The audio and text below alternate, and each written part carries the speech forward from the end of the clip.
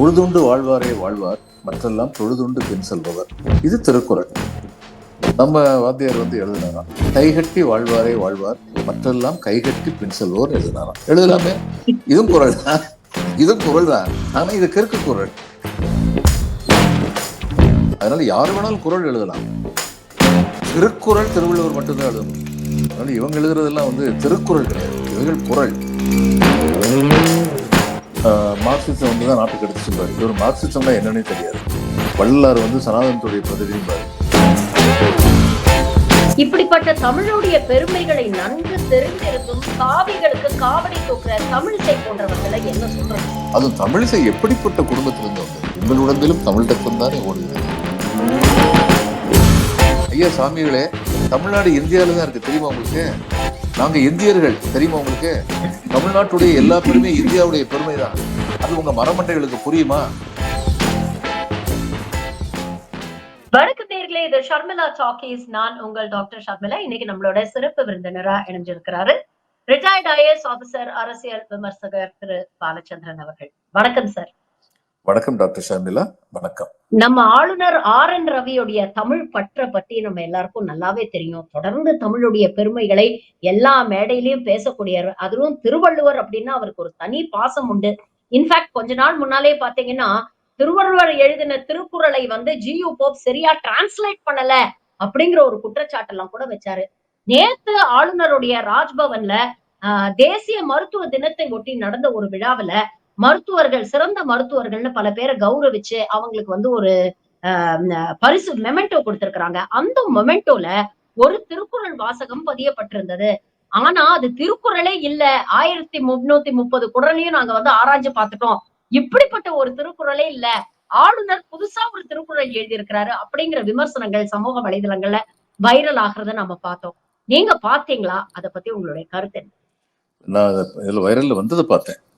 அந்த ஷீல்டுடைய காப்பியை பார்த்தேன். அது திருக்குறள் இல்லை என்று கற்றவர்கள் சொன்னதையும் நான் பார்த்தேன். முதல்ல ஆளுநருக்கு அவ்வளவு பெரிய தமிழறிவு எல்லாம் கிடையாது. ஒரு ஆளுநர் இருந்தால் உலகத்துல எல்லாத்தையும் பத்தி தெரிஞ்சிருக்குங்கிற மாதிரி நினைப்போட பேசுறதை கைவிடணும். ஆனா அவர் கைவிடுறது இல்லை. அவர் ஆளுநராக இருக்காருங்கிறதுனால இத்தகைய சொற்களை சொல்லும் பொழுது எனக்கு மன வருத்தம் ஏற்படுகிறது.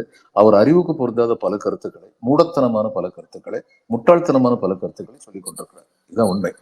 இது ரொம்ப வருத்தத்திற்குரியது. அந்த பதவிக்கும் ஒரு கண்ணியம் இருக்கு, அந்த கண்ணியத்தை அவர் காப்பாற்றுறது இல்லை. மார்க்சிசம் தான் நாட்டுக்கு எடுத்துச்சுப்பாரு. இவர் மார்க்சிசம்னா என்னன்னே தெரியாது. வள்ளலார் சனாதனத்துடைய பிரதிநிதிப்பாரு. வள்ளலார் முருகனை வழிபட்டு துவங்கியவர், தில்லை நடராஜனை வழிபட்டவர், இறுதியில் ஒளியே இறைவன் என்றவர். எந்த சனாதன ஒளியே இறைவன் சொல்லிச்சு? இவருக்கு ஒன்றும் தெரியாது இதெல்லாம். அதனால பேசிக்கிட்டே இருப்பாரு. இதெல்லாம் பரவாயில்ல. திருவள்ளுவருக்கு காய் உடை போர்த்தி பார்த்தாங்க, என்னென்னமோ செஞ்சு பார்த்தாங்க. இப்ப கடைசியில் திருக்குறள் இல்லாத ஒன்றை, அதாவது குறள், அது ஒரு குறள் தான். அதில் கொண்டு குறள்ங்கிறது என்னது? அது வெண்பாவுடைய இது குறுகின வெண்பா. அதனால யாரு வேணாலும் குறள் எழுதலாம். திருக்குறள் திருவள்ளுவர் மட்டும்தான் எழுத முடியும். அதனால இவங்க எழுதுறதெல்லாம் திருக்குறள் கிடையாது, இவைகள் குறள். நாங்க சின்ன குழந்தையா இருக்கும்போது வேடிக்கை சொல்லுவாங்க, திருக்குறள் இருக்கிற மாதிரி ஒருத்தர் விவரம் தெரியாத ஒருத்தர் எழுத ஆரம்பிச்சாரு. அது குறளுக்கு கொஞ்சம் கூட சம்மந்தம் இல்லாமல் இருந்ததுனால இது குறள் இல்லை, கிரள் அப்படின்னு சொல்லி மக்கள்லாம் சொன்னாங்க. அது எப்படி கிரள்னா கிறுக்கத்தனமான கிரள் என்று சொன்னது நாளடைவில் கிரிக்கிரள் என்று ஆனது அப்படின்னு அதுக்கு உதாரணம் சொல்லுவாங்க. உதாரணம் என்ன சொல்லுவாங்க? உழுதுண்டு வாழ்வாரே வாழ்வார், மற்றெல்லாம் தொழுதுண்டு பின் செல்பவர். இது திருக்குறள். நம்ம வாத்தியார் எழுதினாராம், கைகட்டி வாழ்வாரே வாழ்வார், மற்றெல்லாம் கைகட்டி பின் செல்பவர் எழுதினாராம். எழுதலாமே, இதுவும் குறள் தான், இதுவும் குறள் தான். ஆனா இது கிறுக்கு குறள், கிறுக்கு கிரள். இதை திருக்குறளோட கம்பேர் பண்ணி சொல்ல முடியாது. அது மாதிரி எத்தனையோ விவரம் தெரியாத காரியங்களை பண்றாரு, இதுவும் ஒரு விவரம் தெரியாத காரியத்தை பண்ணிட்டாரு, அவ்வளவுதான்.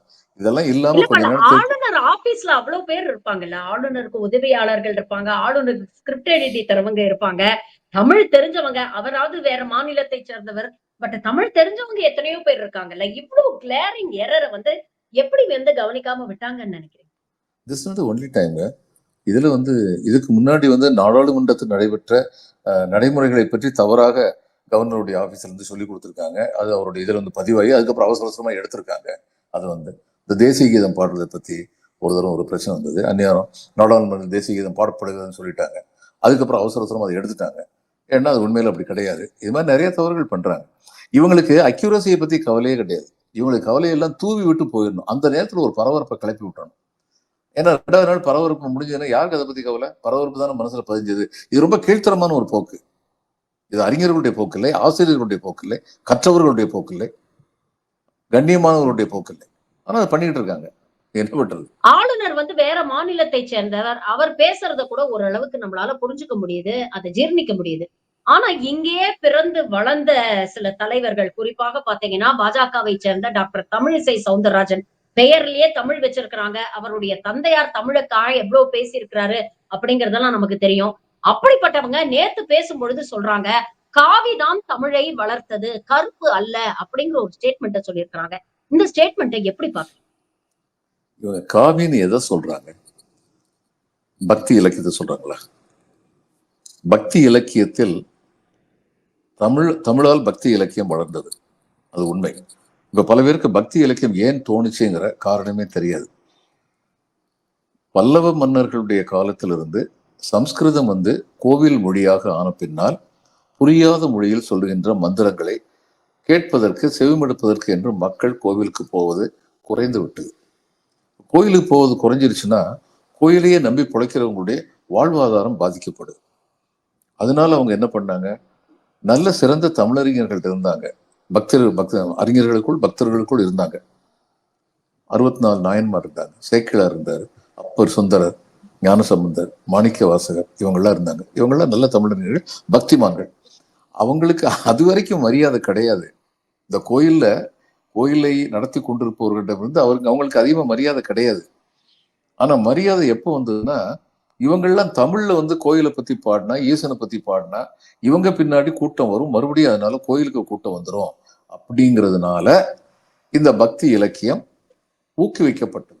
அதாவது பக்தி இலக்கியத்தின் காரணமாக மறுபடியும் சொல்றேன், தமிழ் வளர்ந்ததை விட பக்தி வளர்ந்தது. கோயிலுக்கு செல்வோரின் கூட்டம் வளர்ந்தது. அந்த பக்தி இலக்கியம் பண்ண இன்னொரு மிகப்பெரிய தீங்கு என்னன்னா, தமிழ் சைக்கியவே கெடுத்து நாசமாக்குறது என்னன்னா, நீ எதுவுமே பண்ண வேண்டாம், நீ என்ன பண்ணாலும் அது ஒரு பொருட்டே கிடையாது, எல்லாம் கடவுள் செயல் தான் அப்படின்னு சொல்லி மனசுல திரும்ப திரும்ப திரும்ப சொல்லி கொடுத்தா. ரொம்ப அருமையான பாடல் அப்பர் பாடியிருக்காரு. மாசில் வீணையும் மாலை மதியமும் வீசு தென்றலும் வீங்கிள வேனிலும் மூசு வண்டரை பொய்கையும் போன்றதே ஈசன் எந்த இணையடி நீழலே. அப்ப இது எல்லாத்தையும் விட பெருசு என்னது? ஈசன் எந்த இணையடி நீழலே. மாணிக்கவாசகர் என்ன சொல்லியிருக்காரு? புல்லாகி பூடாய் புழுவாய் மரமாகி பல் விருகமாகி பறவையாய் பாம்பாகி கல்லாய் மனிதராய் பேயாய் கணங்களாய் வல் அசுரராகி முனிவராய் தேவராய் செல்லான் என்ற இத்தாவர சங்கமத்துள் எல்லா பிறப்பும் பிறந்திழைத்தேன் எம்பெருமான் மெய்யே நின் பொன்னடிகள் கண்டின்று வீடுற்றேன். அதான் பெருமானுடைய பொன்னடிகள் கண்டால் போதும், வேறு எதுவும் தேவையில்லை. அப்ப இது எந்த சைக்கியை வளர்க்கும்னா, நீ என்ன கஷ்டப்பட்டாலும் கவலைப்படாத, கடவுள் இருக்காரு. கடவுள் எதுக்கு இருக்காரு? கஷ்டத்தை போக்குறதுக்கு இல்லை, கடவுளை பத்தி நினைச்சுக்கிட்டே இரு. நாங்க ஒரு சமுதாய அமைப்பை உருவாக்குவோம், அந்த சமுதாய அமைப்புல ஆண்டான் அடிமையை கொண்டு வருவோம். அடிமையா இருக்கவே ஏன் அடிமையா இருக்கன்னு கவலைப்படவே கூடாது, கடவுளை பத்தி நினைச்சுக்கிட்டே இரு, எல்லாம் சரியா போயிடும். ஆனா நம்முடைய சங்க இலக்கியங்கள் அப்படி சொல்லல. சங்க இலக்கியங்கள் மனித மாண்பினை பாடின. அந்த நேரத்துல மனித மாண்பினை பாடுகின்ற ஒரு சமுதாயமாக தமிழ் சமுதாயம் இருந்தது. இது பக்தி இலக்கியம் தமிழ் சமுதாயத்திற்கு கொண்டு வந்த மிகப்பெரிய கேடு. பக்தியின் பெயரால் பிழைப்பவர்களுக்கு இந்த பக்தி இலக்கியம் பயன்பட்டது. அவைகளில் மிக மிக அற்புதமான தமிழ் சொற்கள் இருந்ததால் தமிழை அறிந்தவர்கள், தமிழை விரும்பியவர்கள் அந்த பக்தியை பார்த்து பாடி பரவசப்பட்டார்கள்.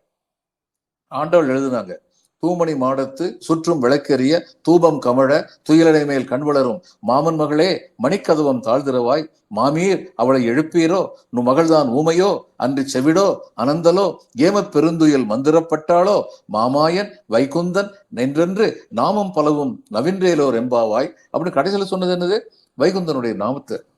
மாமாயன் நாராயணன் வைகுந்தன்லாம் சொல்லிட்டே இருந்தா போதும் அப்படின்னு சொல்லி கொடுத்தாங்க.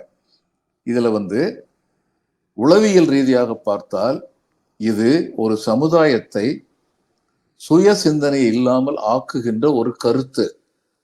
நான் அந்த தமிழை விரும்புவேன், அந்த தமிழை நேசிப்பேன், ஆனால் அது கூறும் கருத்தை நான் ஏற்றுக்கொள்ள மாட்டேன். இந்த காவின்னு சொல்றது நம்பர் 1 என்னன்னா, இவங்களுடைய காவி அந்த காலத்துல இல்ல. தமிழிசையுடைய காவி அப்பரும் சுந்தரரும் ஞான சம்பந்தரும் மாணிக்க வாசனும் இவங்களுடைய காவியை உடுத்திக்கிட்டு இல்லை. அவங்ககிட்ட எந்த பெருமை இருந்ததோ சிறுமை இருந்ததோ அவர்கள் மனித நேயர்கள், அதுல சந்தேகமே கிடையாது. ஆனா இந்த காவியம் இருக்கே, இந்த காவியம் மனித நேயத்துக்கும் இதுக்கும் சம்பந்தமே கிடையாது. இது எந்த தமிழை வளர்த்தது? சரி, அடுத்தது திராவிடம் தமிழை வளர்க்கலைன்னு சொன்னாங்க. ஒவ்வொரு காலகட்டத்திலும் ஒவ்வொரு விதமான இலக்கிய வடிவம் புகழ் பெறும், மக்களால் அங்கீகரிக்கப்படும். இந்த திராவிட இயக்கம் வந்தபோது வசன உரைநடைங்கிறது வழக்கத்துல பெரும்பகுதியா வந்துருச்சு. கவிதைகளும் இருந்தன, ஆனால் கவிதைகளை மீறி வசன நடைகள் இருந்தன. நாடகங்கள் தோன்றின, திரைப்படங்கள் வந்தன. அந்த திரைப்படங்களின் மூலமாக கருத்துக்கள் சொல்லப்படவில்லையா?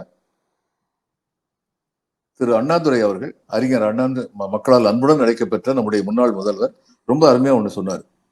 சட்டம் ஓர் இருட்டறை, வக்கீலின் வாதம் ஓர் விளக்கு. இதை விட என்ன சொல்ல முடியும்? கோவில்கள் இருக்கக்கூடாது என்று நான் கூறவில்லை, அது கொடியவர்களின் கூடாரமாக இருக்கக்கூடாது என்றுதான் நான் கூறினேன் அப்படின்னு கலைஞர் கருணாநிதி வசனம் எழுதினாரு. எனக்கு நினைவு பராசக்தி வந்த சமயத்துல நான் 1968 வரைக்கும் சென்ட் மேரி ஸ்கூல்ல படிச்சுக்கிட்டு இருந்தேன். அந்த பராசக்தி வந்த காலத்துல வந்த பத்திரிகை எல்லாம் பைண்ட் பண்ணி வச்சிருந்தாங்க. அந்த பராசக்தி படத்தை உடனடியாக தடை விதிக்க வேண்டும், இது கோவில்களை இழிவுபடுத்துவது, தெய்வத்தை இழிவுபடுத்துவது நிறைய பேர் எழுதினாங்க. பல பேருக்கு தெரியாத ஒரு விஷயம், ராஜாஜி இந்த படத்துக்கு செகண்ட் ரிவ்யூ கேட்டாரு. இந்த படத்தை எடுத்தவர் ஏவி மெய்யப்ப செட்டியார், பழுத்த சிவபக்தி உள்ள ஒரு மனிதர். இந்த படத்துக்கு செகண்ட் ரிவ்யூ கேட்டபோது செகண்ட் ரிவ்யூ பட்டின்னு அவங்க சொன்னாங்க, இந்த படத்திலும் தவறான கருத்து எதுவுமே இல்லையே, சமுதாய கருத்துக்களை கூறுகிறது, ஒரு பெண் எந்த நிலையிலும் தன் கற்பை இழக்க விரும்ப மாட்டாள் என்று அழுத்தம் திருத்தமாக கூறுகிறது, இது சரியான படமாகத்தான் இருக்கிறது அப்படின்னு சொல்லிட்டு தடை விதிக்க மறுத்துட்டாங்க. அதனால அப்படி ஒரு கூட்டம் இருந்தது, கேள்வியே கேட்கக்கூடாதுன்னு. சாக்ரட்டிஸ்னு ஒரு நாடகம் எழுதினார் கலைஞர் வந்து. சாக்ரட்டிஸ், கிரேக்க தத்துவஞானி சாக்ரட்டிஸ் சொன்னதா, அவர் சொன்ன கருத்துக்கள் எவ்வளவு அருமையான. கடைசியா வந்து அவருடைய நண்பர் வந்து கேட்பான், இறுதியாக எனக்கு ஏதாவது சொல் அப்படின்னு சாக்ரட்டிஸ் கேட்பான். அதுக்கு சாக்ரட்டிஸ் சொல்லுவாரு, புதிதாக என்ன சொல்ல போகிறேன், உன்னையே நீ எண்ணிப்பார், எதையும் ஏன் எப்படி எதற்காக என்று கேள், அப்படி கேட்டதால் தான் சிலைவடிக்கும் இந்த சிற்பி சிந்தனை சிற்பியாக மாறினான். அவர் சொன்னார் இவர் சொன்னார் என்று நம்பி அறிவிழந்து தடுமாற்றம் அடைய வேண்டாம், எவர் என்ன சொன்னாராயினும் அதனை உந்தன் இயல்பான பகுத்தறிவால் எண்ணிப்பார், எண்ணிப்பார், இதைத்தான் உனக்கும் இந்த உலகத்துக்கும் கூற விரும்புகிறேன். கலைஞர் எழுதின வசனத்துக்கு சிவாஜி கணேசன் அவ்வளவு அழகா உயிரோட்டம் கொடுத்திருப்பார். இது மக்கள் மனசுல ஒரு சமுதாய எழுச்சியை உருவாக்குச்சு. செவிக்கினிய 64 பாடல், கானாமிர்தம் சொல்லுவாங்க, 64 பாடல் இருந்தா தான் படம் ஓடும் அப்படின்னு சொல்லி நம்பிக்கிட்டு இருந்த காலத்துல தியாகராஜ பாகவதர், பி யு சின்னப்பா அற்புதமான பல பேர் தெரியாது, பி யு சின்னப்பாவும் ரொம்ப அற்புதமா பாடக்கூடியவர். தியாகராஜ பாகவதர் ஏழிசை வல்லவர், அவருக்கு நிகராக யாருமே இருக்க முடியாது. ஆனா பி யு சின்னப்பாவும் வந்து ரொம்ப நல்லா பாடக்கூடியவர் தான். காண கிடைக்காத தங்கம், அவள் காண கிடைக்காத தங்கம், மாதவளை யான் பெறவே என்ன தவம் செய்து விட்டேன்னு பியூசி பாடுவார். இவரை பத்தி நீங்க தேராவரத்தை கூட கேட்க நல்லா வேண்டியது. பாடுறீங்க சார். தேங்க்யூ. என்ன இவரை பத்தி கேட்க வேண்டியதில்லை. அதுவும் இதுக்குள்ள மதத்துக்குள்ள ஒரு கேலி கலாட்டா இது மாதிரிலாம் இவர் தியாகராஜ பாகவதர் பாடியிருக்காரு. இவரை பத்தி சிவனுக்கும் முருகனுக்கு இடையில கலாட்டாவை கிளப்பி விடுவாரு. அப்பனை பாடும் வாயால் ஆண்டி சுப்பனை பாடுவேனோ, இப்படிலாம் பாடியிருக்காங்க. இதெல்லாம் கேட்டு ரசிச்சுட்டு போயிருக்காங்க. ஆனால் சிந்திக்க துவங்கியது எப்பொழுது, இந்த சமுதாயம் ஏன் இப்படி இருக்குது, இந்த சமுதாயத்தில் என் நிலை என்றென்றும் இப்படித்தான் இருக்க வேண்டுமா என்று மக்கள் மத்திய எழுச்சியை ஏற்படுத்தியது இந்த திராவிட இயக்கம் தான். காங்கிரசுக்கு அந்த பெருமையை கொடுக்கலாம். இதுல வந்து சுதந்திர போராட்ட காலத்துல காங்கிரஸ்காரங்க அது மாதிரி வந்து நாடகங்கள் நடத்துனாங்க. நாடகத்தை நடத்தி நாடகம் நடந்துகிட்டு இருக்கும் போதே உயிரை விட்ட ஒரு கலைஞர் இருக்கிறார். அவங்க எல்லாம் இதுக்காக வேண்டி பாடுபட்டவங்க, நாட்டுடைய சுதந்திரத்துக்காக. கே பி சுந்தராம்பாள் அந்த காலத்துல வந்து சுதந்திர கீதம் பாடியிருக்காங்க டிராமால வந்து. இந்த பிஜேபி தான் RSS வந்து எங்களுக்கு இதே வேண்டாம், சுதந்திரமே வேண்டாம், நீங்க தயவுசெய்து கூட இன்னும் கொஞ்சம் எங்களை ஆண்டுகிட்டு இருக்கேன்னு எழுதினவங்க தானே. பெரியார் வந்து தமிழ்நாட்டை வந்து நீங்க வந்து அவங்ககிட்ட கொடுத்துட்டு போகாதீங்கன்னு சொன்னதுக்கும், RSS வந்து எங்களுக்கு சுதந்திரம் வேண்டாம், பெரியார் சுதந்திரம் வேண்டாம்னு சொன்னாரு, RSS சுதந்திரம் வேண்டாம்னு சொல்லிச்சு. ஆனா ரெண்டுக்கும் பெரிய வேறுபாடு. RSS என்ன சொன்னாங்க, சுதந்திரம்னு வந்தா அங்க உடனடியா ஜனநாயகம் வரும், ஜனநாயகத்துல கண்டவன்லாம் தேர்தலில் ஜெயிச்சு வந்துருவேன், இன்னைக்கு நமக்கு இருக்கிற ஆதிக்கம் போயிடும், அதனால வேண்டாம் நீங்களே இருங்கன்னாங்க. ஆனா பெரியார் என்ன சொன்னாரு, இன்னைக்கு தேதியில படிச்சவனா இருக்கவே கொஞ்சம் பேர் தான், நீங்க போயிட்டீங்கன்னா அவன் படிச்சவன் சொல்லிட்டு நீங்க இன்னைக்கு வந்து ICS இந்த மாதிரி பெரிய உத்தியோகத்துல வெள்ளைக்கார உட்காந்துக்கிட்டு இருக்க, கொஞ்சமாவது எங்களுக்கு நியூட்ரலிட்டி கிடைக்குது, சில குறிப்பிட்ட குழுமங்கள் மட்டும் பெரிய பெரிய பதவிக்கு வந்துட்டாங்கன்னா எங்களுக்கு இப்ப கிடைக்கிறதும் கிடைக்காம போயிடும், பெண் கல்வியை நீங்க தான் கொண்டு வந்தீங்க, IPC CRPC நீங்க தான் கொண்டு வந்தீங்க, அதுக்கு முன்னாடி கொலை செஞ்சா கூட ஒரு குறிப்பிட்ட ஜாதியை சேர்ந்தவனுக்கு மரண தண்டனை விதிக்க கூடாதுன்னு சட்டம் இருந்தது. இதெல்லாம் வந்து மறுபடியும் திரும்பி வந்துடும், அதனால தயவுசெய்து நீங்க போகாதீங்கன்னு அவர் சொன்னார். ரெண்டுக்கு பெரிய வேறுபாடு உண்டு. முக்கியமான விஷயம், இந்த காவிகள் இருக்காங்களே, இவங்க என்ன இலக்கியத்தை வளர்த்தாங்கன்னு தமிழிசை வந்து கொஞ்சம் விளக்கமா சொன்னா நல்லா இருக்கும். ஆனா வழக்கம் போல தூவி விட்டு போறதுன்னு பேசிக்கிட்டே இருந்தாங்கன்னா ஒன்றும் செய்ய முடியாது. அவங்க தூவிக்கிட்டே போகட்டும், நம்மளும் அதை கண்டுக்காம போய்கிட்டே இருக்கும், அவ்வளவுதான். தமிழ் வந்து உலகத்திலேயே மிகவும் பழப்பெரும் ஒரு மொழி அப்படின்னு சொல்றோம். அந்த தமிழுக்கு வந்து செம்மொழி அந்தஸ்து வாங்கி கொடுத்தது திமுக அரசும் முத்தமிழறிஞர் டாக்டர் கலைஞரும் தான். காங்கிரஸ் ஆட்சி காலத்துல இதை செஞ்சாங்க. ஒருவேளை பாஜக அன்னைக்கு ஆட்சியில இருந்தா இந்த அந்தஸ்தை கொடுத்திருப்பாங்களோ இல்லையோ அப்படிங்கிற ஒரு கேள்வி நம்ம கேட்க வைக்குது.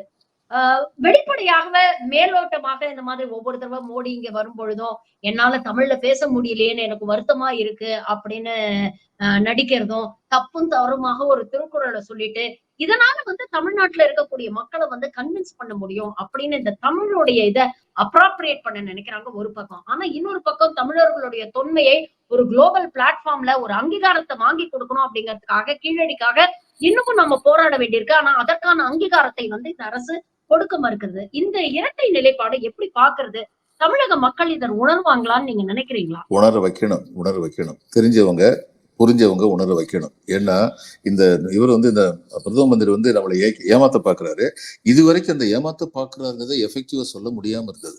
ஏன்னா ஒரு திருக்குறளை போற இடத்துல எல்லாம் சொல்றது தப்பு தவறுமா சொன்னா கூட திருக்குறளை சொல்றாருங்கிற அளவு எனக்கு சந்தோஷம் தான். ஆனா ஒரு விஷயம் ரொம்ப தெளிவா தெரியணும், எல்லாருக்கும் தெளிவா தெரியணும். தமிழை புகழ்ந்து பேசுவது, பிரதமர் புகழ்ந்து பேசுவதனால் தமிழுக்கு புகழ்ச்சி, புது புகழ்ச்சி வரவில்லை. இவர் மேன்மை அடைகிறார், அவ்வளவுதான். இவர் புகழ்ந்ததுனால தமிழுக்கு வந்து மேன்மை ஒண்ணுமே வரல. தமிழுடைய மேன்மை என்றைக்கோ உறுதி செய்யப்பட்டு விட்டது. இன்னிசை அணிந்த பொன்னிளஞ்செல்வி இனிமையே தன் பெயரானாள், மண்ணுலகெல்லாம் வணங்கிடத்தக்க பொதுமலையருடைய வாணி, பன்மொழிக்கு உயர்ந்த தொன்மொழி அரசி, பரமனின் வரம் பெற்ற புதல்வி, தன்னிகரற்ற தமிழ் எனும் அமுத தாய் மலரடி படிந்துவங்க இவருக்கு 200 வருஷத்துக்கு முன்னாடியே பாடிட்டு போயிட்டாங்க. அதனால இவர் வந்து புதுசா எங்க தமிழுக்கு வந்து செய்ய வேண்டியதில்லை. ஏதோ தமிழை பத்தி பேசுறாரு, எங்களுக்கு சந்தோஷம். ஆனா எப்ப இவரு குட்டு வெளிப்பட்டதுன்னா, சிவகலையை பத்தி ஏன் வாயவே திறக்க மாட்டேங்கிறாரு? 5300 வருஷத்துக்கு முன்னாடியே இரும்பு பத்தி தெரிஞ்சிருந்தோம் நாங்க அப்படின்னு சொல்லும் போது, உலகத்துல வந்து இரும்பு பற்றை வச்சிருந்தோம் முதல்ல வச்சிருந்தது டர்க்கி கிடையாது, தமிழ்நாட்டில் உள்ள சிவகலை தான் அப்படின்னு நாங்க சொல்லும் போது ஏன் வாயவே திறக்க மாட்டேங்கிறீங்க? அப்போ உங்களுக்கு உண்மையான தமிழின் தொன்மையை பத்தி ஏதாவது வந்துருச்சுன்னா உங்களுக்கு பொறுக்காது. இன்னைக்கு கீழடியை பத்தி என்ன சொன்னாங்க? அமர்நாத் ராமகிருஷ்ணன் கிமு 8வது நூற்றாண்டுன்னு சொல்றீங்க, கிமு 6வது நூற்றாண்டுன்னு சொல்றீங்க, கிமு 5வது நூற்றாண்டுன்னு சொல்றீங்க, இதுக்கெல்லாம் கிளாரிபிகேஷன் கொடுங்கன்னு கேட்டாங்களாம். அப்ப இவர் அமர்நாத் வந்து கவர்மெண்ட் சர்வெண்ட், நம்ம கேட்டாலும் பதில் சொல்ல மாட்டாரு. ஆனா எனக்கு தெரிஞ்ச வட்டாரத்தில் விசாரிச்சதுல என்ன தெரிஞ்சதுன்னா, அமர்நாத் எழுதினாரா, ஐயா ஒரு ஆர்டிகிள் வந்து கிமு 8வது நூற்றாண்டு, இன்னும் சிலது கிமு 6வது நூற்றாண்டு, இன்னும் சிலது கிமு 5ஆம் நூற்றாண்டுன்னா நான் அப்படித்தானே எழுத முடியும்? எல்லாம் கிமு 8வது நூற்றாண்டு எழுதுனா, அதாவது எல்லாம் கிமு 5வது நூற்றாண்டு எழுத முடியுமா? I have given my report, I stand by my report அப்படின்னு சொல்லி அவர் சொல்லிட்டாரா. இப்ப இது மட்டும் இல்ல, ஆதிச்சநல்லூர் ரிப்போர்ட் வராமலே இருந்தது, அதுக்கு வழக்கு போட்டாங்க.